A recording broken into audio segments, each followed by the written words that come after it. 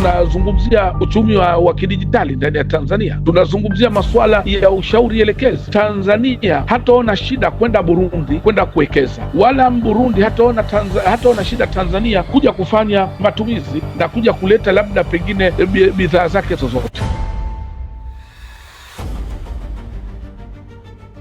Naam, karibu sana, na leo tutazungumzia Burundi na jiunga na mfumo wa pamoja wa malipo ya Afrika Mashariki.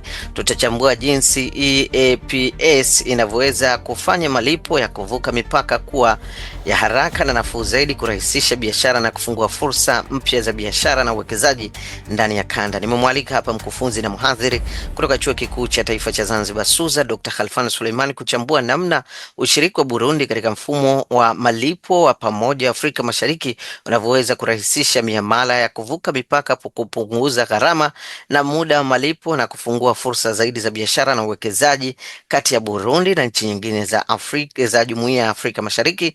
Mimi mwongozaji wako naitwa Amur Khamis. Karibu sana Dr. Khalfan. Asante. Dr. tulianzia hili kwa kuangalia mfumo huu wa EAPS unaweza kwa namna gani kufanya malipo ya kuvuka mipaka kuwa ya haraka, salama na yenye gharama nafuu kwa wafanyabiashara. Ni jambo zuri na ni swala ambalo labda lina mafanikio makubwa. Labda pengine mimi nikwambie tu moja katika jambo ambalo linaweza likasaidia kupunguza gharama vizuri sana. Kwa hiyo ni kwamba mfumo huu kwanza ni mfumo mpya. Hii inaitwa East African Payment System.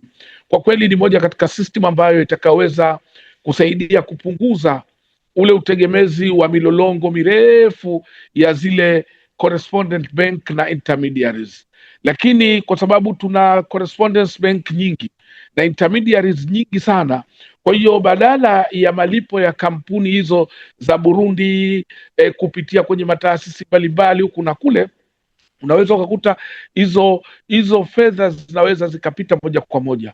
Hili ni muhimu kwa sababu muda wa malipo, kwanza lazima tufahamu wafanyabiashara wengi wao muda ni kitu muhimu sana. Sasa muda wa malipo ukiwa utakuwa ni wa haraka, basi utapunguza gharama nyingi za biashara.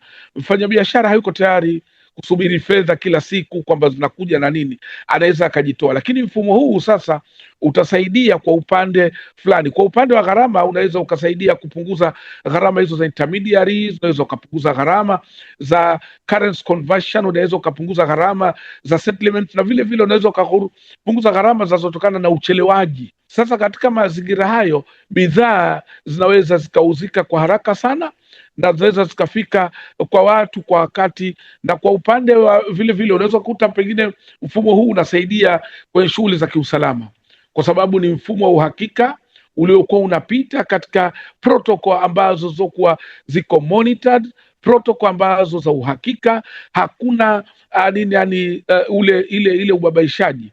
Kwa sababu ya mfumo huu uko vizuri, ni mfumo ambao kwa kiasi fulani utakuwa na guarantee ya usalama, utakuwa na guarantee ya muda, utakuwa na guarantee ya uhakika, na utakuwa na guarantee ya accuracy, kwa sababu unachokiingiza ndicho unachokipokea. Unachokiingiza saa 3 unakipokea saa 3 na dakika 5, unachokiingiza 10 unapokea 10. Kwa hiyo kwa kiasi fulani mfumo huu utasaidia sana kuongeza imani kwa wafanyabiashara, utasaidia kuongeza uwekezaji kwa wafanyabiashara, na Burundi na Tanzania itawekeza kwa kiwango kikubwa sana. Malipo ya kuvuka mipaka yenye intermediaries wengi na marefu mara nyingi sana huwa yanaleta shida na watu wanayakimbia. Wanataka transaction directly ambayo itakuwa ina uhakika na haina shida. Swala lililokuweko, mifumo yetu ya electricity power iwe ni ya uhakika, na tunamshukuru Mheshimiwa Rais. Mheshimiwa Rais amefungua lile bwawa la Mwalimu Nyerere ambalo lina guarantee ya umeme. Sasa kama umeme utakuwa uko na guarantee, sustainable transaction zitawezekana na wafanya biashara wataweza na watumie wafanya biashara shughuli hiyo kwa uzuri, ili kuweza kufanya transaction baina ya Burundi na Tanzania. Sasa Burundi kujiunga na EAPS kuna umuhimu gani katika kuongeza biashara na uwekezaji kati ya Burundi na nchi nyingine za Afrika Mashariki? Unajua hili ni swala la pande nyingi. Moja, economic integration ndo perspective yake, lakini kuna social integration,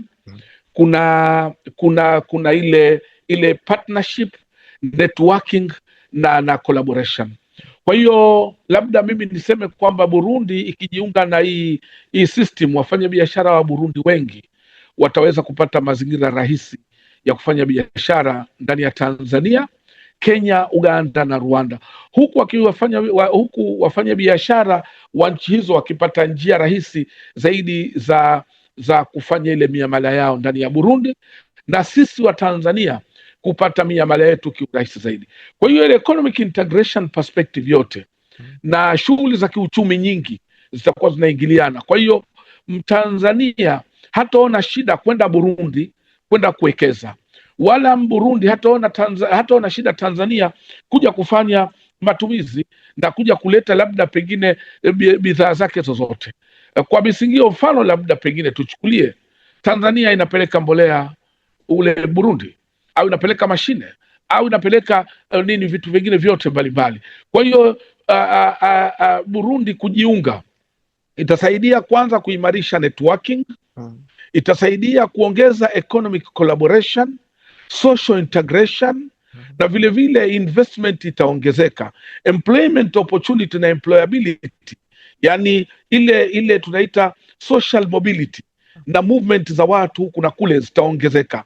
Kwa hata sisi wa Tanzania ambao tunasimamia shughuli za kiutalii, nazo zitasaidia kwa sababu zinaongeza foreign currency, ambayo kwa malipo hayo moja kwa moja yatasaidia kuweza kurahisisha malipo hayo kukamilika.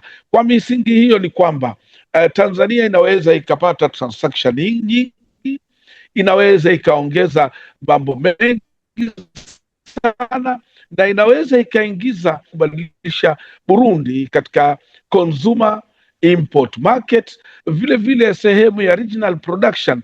Na kama ambavyo tunavyosema, ili upeleke sokoni bidhaa ni lazima uzalishaji utaongezeka, raw materials zitaongezeka, kama ni ukulima utaongezeka, na competition itakuwa kubwa. Kwa biashara nyingi sasa hapa zitafanyiwa kazi na zitakuwa ziko vizuri. Mwekezaji vile vile inabidi lazima anaangalia, kwa sababu kujiunga kwa huku, mwekezaji atakuwa anaangalia mambo kadhaa, yakiwemo kiasi fulani cha fedha ambazo atakaingiza, supplier wa aina gani, wafanya kazi. Kwa hiyo kujiunga kwa Burundi katika system hii kutaongeza investment na enabling infrastructure mbalimbali, na vile vile itasaidia hii block kuweza kuongeza wigo wa ajira na kuweza kuongeza investment katika maeneo ya jirani na nchi. Mfumo huu unaweza kusaidiaje kukuza biashara ya bidhaa na huduma zinazozalishwa ndani ya Afrika Mashariki badala ya kutegemea masoko ya nje ya kanda? Kwanza unaweza kusaidia kurahisisha mashirikiano, unaweza kusaidia vile vile kurahisisha malipo, unaweza kusaidia mfumo huu kuongeza uzalishaji katika maeneo mbalimbali. Huu mfumo utakuwa unaunganisha, na uzuri wenyewe huu mfumo utakuwa unaunganisha wazalishaji, wanunuzi na watumiaji wa hii kanda. Mfano labda kuna kitu kwenye utaalamu wa biashara, kwenye uchumi wanaita chain of distribution. Kwa hiyo unaweza kukuta mzalishaji wa Burundi atakutana na mfanyabiashara wa Tanzania, mfanyabiashara wa Tanzania ataungana na msafirishaji, transporter ataungana na distributor atampata wholesaler atakutana na retailer mwisho atawauzia wale wateja mmoja mmoja. Kwa hiyo itakuwa ni interface na itaunganisha kwa mashirikiano na utaratibu mzuri hawa watu ambao wapo katika hiyo chain of distribution. Lakini vile vile chain of ile value chain itaongezeka, kwa sababu labda producer wa Tanzania au producer wa Burundi atamuiga producer wa Tanzania kile anachozalisha. Mfano labda Tanzania kama anazalisha kitu ambacho anaongeza value, akienda kule akikiona, naye yule mzalishaji kule atafanya hivyo. Kwa hiyo huu mfumo ni mfumo ambao utakuwa unaonana, utaharmonize na utasomana kwa kiasi fulani, na katika kusomana tutakuwa tunaongeza ile value ya biashara zetu, vile vile itasaidia kukuza manufacturing katika eneo letu, itasaidia kuzalisha, itasaidia kuongeza architecture production, na itasaidia vile vile kuongeza value ya kila tulichokuwa lakini vile vile itaweza kukuza mipaka na kuimarisha. Mfano, sasa hivi tunazungumzia uchumi wa kidijitali ndani ya Tanzania, tunazungumzia masuala ya ushauri elekezi, tunazungumzia masuala ya elimu, masuala ya health, e-health, tunazungumzia masuala yote hayo. Kwa hiyo mfumo huu kwa kiasi fulani unaweza kusaidia kwenye biashara za bidhaa, biashara za huduma, hasa kwa sababu huduma tunapozungumzia service ziko nyingi. Sasa hivi tunazungumzia digital services, ambapo vijana wengi wamejiajiri katika digital services. Kwa hiyo East African Master Plan inatakiwa ilenge na kuunga mkono hii digital trade kama vile Tanzania tulikuwa tumefanya, ikiwemo financial inclusion na baadhi ya settlement kwenye maeneo mbalimbali. Kwa hiyo itaunganisha na wafanya biashara watapata nafasi nzuri ya kuweza kuunganisha. Kwa hiyo watu wa ICT watatumia nafasi hii, mobile money watatumia nafasi hii, TTCL ambao nao wana mkonga wa taifa utatumia nafasi hii kuweza kuvusha huo mfumo ambao utakiwa uwe sustainable, ukizingatia TANESCO wanasimamia huduma ya umeme ambayo sasa imeimarika na inaendelea kuimarika. Na kadiri nchi nyingi zinavyounganishwa na mfumo huo pamoja na mifumo mengine ya malipo ya kikanda na Afrika, hilo linaweza kuleta mabadiliko gani katika biashara na huduma za kifedha barani Afrika? Mabadiliko ambayo itakayokuwa inaleta, kwanza, biashara itakuwa rahisi ndani ya Afrika Mashariki na competition ya kibiashara itakuwa kubwa, lakini pili, cross border payment zinaweza kuwa ni za haraka sana. Kwa tunategemea sana zitakuwa ni za haraka tofauti na wakati ule kwamba unakwenda kwa gari mpaka kwanza sijui ufanyeje hiyo nini yani. Lakini la tatu, matumizi ya local currency yataongezeka kwa sababu yanapokuja kwenye nchi yangu yatakuja kwa currency ya Tanzania. 4, masuala ya kutegemea intermediaries wa dunia nyingine kupeleka si wapi yote yatapungua. Lakini 5, vile vile zile financial techniques mbalimbali zinaweza kupata soko kubwa zaidi. Hata digital literacy itaongezeka, elimu itaimarika, awareness itaongezeka na wananchi wengi watajengewa uwezo. 6, e-commerce ya East Africa inaweza kukua kwa kasi sana, kwa sababu bado haijakuwa, imekuwa kwa individual, lakini katika block e-commerce, e-health, e-education, e-library na e-trade zote zitaongezeka. Lakini 7, financial inclusion itakuwa ni kubwa kwa sababu itaingia katika maeneo mbalimbali, microfinance, itakwenda kwenye masuala ya labda pengine mobile money, network hizi mbalimbali akina Voda, akina T-Pesa na wengine wote watatumia. Na mabadiliko makubwa zaidi hapa mimi nayaona ni kwamba karibu masoko ya kitaifa yaliyounganishwa ndani ya East Africa yatakuwa na financial ecosystem nzuri ambayo itaweza kuonana na ikafanya kazi, na haitokuwa tena haja ya kwamba ukifika Burundi subiri kwanza uende Tanzania au mpigie mtu simu Tanzania, lakini itakuwa ni swala tu la just kwenye mobile money, na pengine kama utakuwa unachaji kwenye simu yako unajikuta transactions zinafanyiwa kazi na kwa urahisi, wala hazihitaji gharama kubwa kupanga foleni wala kuchukua hela kwenye mifuko, na ubadhirifu mwingi utapungua kwa kuwepo kwa mfumo huu. Na kwa upande wa vijana na wabunifu, EAPS inaweza kufungua fursa gani katika e-commerce, startups na huduma za kidijitali na biashara za kuvuka mipaka? Kweli vijana watafaidika sana, tena watafaidika kweli, na si vijana tu, hata wazee, hata wale ambao waliokuwa ni wabunifu au wale wachakarikaji. Moja, inaweza ikafungua biashara ya online na online store kwenye masuala ya nguo, sanaa, software, wale watu wa vipodozi, bidhaa mbalimbali original hasa Zanzibar, handicraft, digital product pamoja na vitu vingine vingi. Lakini changamoto kubwa hapa, mteja atahitajika kuwa na mfumo mzuri na itabidi ajiunge katika mfumo huo ambao utakuwa interoperability.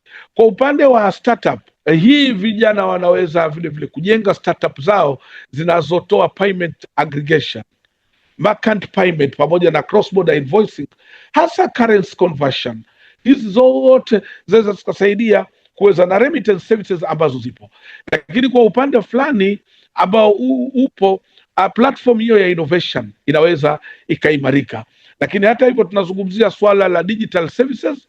Kwa upande huu vijana wanaweza wakatumia digital services kwenye graphic design, kwenye software development, katika digital marketing, online teaching, masuala ya transaction, researches, zote hizo kwa upande kwa mteja wa Burundi au Kenya ni na kwa kulipa kidijitali. Hali kadhalika tunaweza tukazungumzia regional startup, itaongeza ile startup kujenga biashara ya soko la Tanzania na soko la East Africa, na inaweza kuanza kufikiria namna gani wanaweza kuwepo kwa pamoja. Kwa hiyo hili linaweza likasaidia kuunga ile e-commerce ya block hili la East Africa kwa pamoja, kwa kuna e-commerce au platform ya e-commerce ya pamoja. Hili linaweza kuongeza na kuaddress market kwa ujumla wake, lakini vile vile tuna swala zima la logistic technology, payment integration inaweza kuchochea startup za delivery, tracking, warehouse, freight na vitu vingi na customer technology. Kwa ufupi ni kwamba biashara hii au startup inaweza kutengeneza platform ambazo mteja anaweza akaingiza bidhaa Burundi akalipa online, supplier Tanzania anapata taarifa nzuri za payment. Kwa hiyo hatakuwa tena na kazi kubwa sana hapo. Sasa la umuhimu, system hiyo inatakiwa iwe sehemu ya digital trade ecosystem ambayo labda pengine Tanzania tutumie opportunity hiyo kuweza kuifanyia kazi na kuwa na ile digital economy ambayo itakuwa ina address hivi vitu na watu wakatumia nafasi hiyo kuweza kutengeneza. Na mwisho, ni changamoto zipi bado zinapaswa kutatuliwa ili EAPS iweze kutumiwa kwa ufanisi na wafanyabiashara wadogo na vijana katika nchi za Afrika Mashariki? Mimi naona changamoto kubwa ya kwanza ni kuziangalia gharama. Pricing ni kitu muhimu sana. Ikiwa bank charges zitabaki kwa juu, hii system itashindwa kutumika. Na kama tunavyo fast border payment katika eneo hili zimekuwa na gharama kubwa. Ukizingatia, nilikuwa naangalia study fulani hivi karibuni nikakuta kwamba wastani huku wastani ukitajwa, yani wastani wa gharama zake ni almost 7% ya thamani ya transaction. Kwa hiyo hii ni thamani kubwa na ni gharama kubwa. Kwa at least hizo gharama ziwe zinatumika, zinapungua. Lakini vile vile changamoto ya pili, kwa sababu gharama hii mfanya biashara mdogo inaweza ikampa shida. Hapo labda pengine tuzungumzia kina Mo, tuzungumzia kina nani au wale GSM na wafanya biashara wakubwa wanaweza wakamiti hiyo gharama, na still gharama hiyo ni kubwa. Kwa hiyo kuna haja ya hizi nchi sasa, wizara zinazohusika, Wizara ya Fedha, Wizara ya Biashara, Wizara ya Uchumi wa Buluu, Wizara ya Miundombinu na Wizara ya Mambo ya Nchi za Nje wakakaa pamoja kuweza kuangalia namna gani hizi gharama zinaweza zikapungua, kukaa kuna win-win situation kwa pamoja. Hilo la kwanza. Lakini changamoto ya pili ni currency conversion. Unaelewa kwamba sisi Tanzania, hii East African block inatofautiana in terms of currency. Kwa hiyo tukiangalia Tanzania na Kenya tuna tofauti ya conversion. Kwa hiyo hapa swala zima la conversion nalo ni kuliangalia, tuangalie ni currency ipi ambayo inaweza ikasaidia, kwa sababu kutokana na mazingira ambavyo yalivyo, master plan ya hii payment inaonyesha kwamba kuongezeka kwa nchi washiriki kunaleta changamoto ya currency pairing. Tunahitaji conversion ya wanaita currency convertibility pamoja na vitu kama mfano liquidity au labda pengine urahisi wa kuweza kufanya matumizi. Lakini changamoto ya tatu ni tunaita, sio kwa Kiswahili niite nini, lakini hizi regulatory fragmentation. Maanake tuna bodi za kuregulate tofauti na zina mambo tofauti. Kwa hiyo kwa maana hiyo ni kwamba tunahitaji kuwa na common regulatory standards, tuwe tuna mutual recognition, na vile vile na namna gani tutakuwa tuna license za pamoja, Vipi tunaweza tukawa na consumer protection system? Kwa maana hiyo lazima tuwe tuna consumer consultative council, baraza la watumiaji wa hizi huduma, ili kuona je, hawapati shida. Lakini vile vile lazima tuwe tuna data protection rule. Kwa Tanzania tayari tumeanzisha data protection system ambazo zinaweza zikatumika. Nyingine ni mobile money interoperability. Hiyo nayo ni muhimu sana, benki kwa benki, benki kwa mobile money, mobile money kwa benki, mobile money kwa mobile money. Lakini changamoto ya tano ni swala la digital literacy. Bado tuna kiwango kidogo cha uelewa wa masuala ya kidijitali. Wafanya biashara wadogo wadogo wanaweza kuwa na simu lakini asiwe na uelewa wa namna gani digital payment inavyotakiwa iwe, cyber risk, fraud, pin protection na vitu vingi sana. Kwa maana hiyo ni lazima tujenge uwezo katika swala hili. Kwa hapa kuna kazi kubwa sisi wana vyuo vikuu na vyuo vya elimu ya juu na vile vya ufundi kuweza kuongeza, na mimi nimewahi kushiriki kwenye digital literacy hasa ya wafanya biashara wadogo wadogo. Nimegundua kwamba bado ina shida kubwa sana, na wakati mwingine wanakuwa hawaiamini. Changamoto ya sita ni swala la cyber security pamoja na fraud, nazo zimekuwa zinaleta shida. Fraud, unaweza ukajikuta kwamba mtu anaweza akatuma taarifa ambayo haina uhakika katika swala hili. Lakini changamoto ya saba ni swala zima la internet dhaifu. Nayo katika maeneo yetu tuna internet dhaifu, nahitaji kuwa na internet ya uhakika, lakini naishukuru TTCL sasa kwa kuimarisha, na juzi tumesoma taarifa, tuliambiwa kwamba TTCL sasa wameongeza ubora wa utoaji wa huduma. Kwa hiyo tunaona kwamba internet yao iko vizuri. Kwa hiyo na mobile coverage vile vile nao ni ndogo, ukienda vijijini huko hupati ile mobile inayotakiwa. Smartphone penetration ni ndogo. Kuna tatizo la baadhi ya maeneo kwenye umeme, reliability yake. Kwa hiyo digital payment integration lazima iende sambamba na digital infrastructure, na kwa misingi hiyo ni kwamba tukiweza kutatua baadhi ya hizo changamoto, basi kwa kuanzia tunaweza tukapata payment system nzuri ambayo inaweza ikakidhi mahitaji mbalimbali lilokuwa tunayahitaji. Ndugu mtangazaji, nafikiri hizo ndio changamoto ambazo kwa haraka mimi nimeziona na niseme kwamba ni changamoto muhimu sana kuziangalia hizo. Mtangazaji, mimi nipendekeze labda pengine baada ya hayo kuna vitu mimi nimekuwa nimeviona. Moja ndio ni kwamba mimi naomba hii system ifanywe iwe very cheaper, ili teknolojia kila mtu aitumie na watu waweze kutransact la kwanza. Lakini hii system naomba vile vile wenye kuifanyia kazi iwe inclusive, financial inclusion kwenye mifumo ya benki pamoja na commercial hizi mbalimbali. Lakini jengine nilikuwa naona hii system ni vizuri iunganishwe na mobile money zote.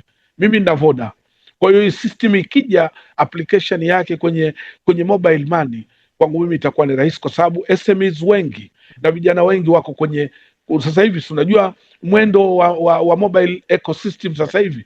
Kwa hiyo ili likiwepo, lakini jengine naona ipo haja hii iunganishwe kwenye e-commerce na zile wanazita African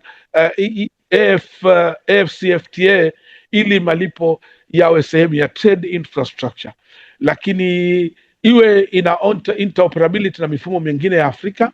Na mwisho kabisa tusije tukaja tukainini, lakini tuna haja ya kufanya utafiti wa kina kuweza kuona impact yake kwenye biashara, si kwa idadi ya mifumo iliyounganishwa peke yake, lakini tuone teknolojia hii imeweza kurahisisha vipi.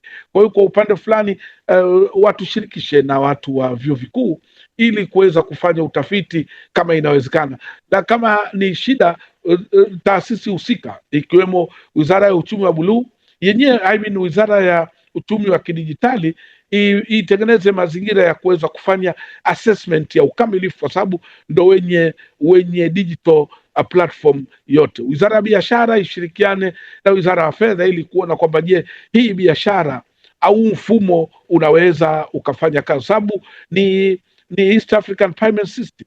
Kwa hiyo kuna payment, wizara ya fedha, system, watu wa wizara ya mawasiliano na teknolojia ya habari, lakini vile vile kuna business hapo, wizara ya biashara, kuna tume ya mipango hapo nayo inaingia. Hali kadhalika kuna wizara ya mambo ya nchi za nje ambayo ina cross border, lakini kuna wizara ya mambo ya ndani ina deal na internal security, ambazo nazo vile vile ni vizuri kuziangalia. Kwa kushirikiana hayo, tutaona impact yake iko wapi kwenye biashara, impact yake kwenye usalama iko wapi, impact yake kwenye fedha iko wapi, impact yake kwenye system iko wapi, labda pengine na vitu vingine. Kwa hiyo ikiwa yatafanyika hayo, huu mfumo utakuwa uko vizuri na utarahisisha mambo yetu vizuri sana. Utajenga network nzuri, communication itakuwa nzuri, partnership na collaboration itakuwa nzuri, hata monitoring na engagement ya hawa SMEs itakuwa kubwa sana, kwa sababu watajenga imani kubwa ya kuona kwamba ni mfumo ambao unaweza ukawaingizia fedha na unaweza ukawasaidia katika kujiajiri kwa muda wote, na startup zaweza zikawa kubwa. Tunao watu wa startup wengi wanaweza wakaitumia hii fursa kuweza ku capitalize ile knowledge na capacity ambayo walikuwa nayo. Asante sana Dr. Khalfan Suleiman, mkufunzi na mhadhiri kutoka Chuo Kikuu cha Taifa cha Zanzibar SUZA, kuzungumzia juu ya Burundi inajiunga na mfumo wa pamoja malipo ya Afrika Mashariki, na tumechambua kwa kiasi jinsi EAPS inavyoweza kufanya malipo ya kuvuka mipaka kuwa ya haraka na nafuu zaidi. Nikushukuru sana, mimi naitwa Amur Khamis, mpaka wakati mwingine.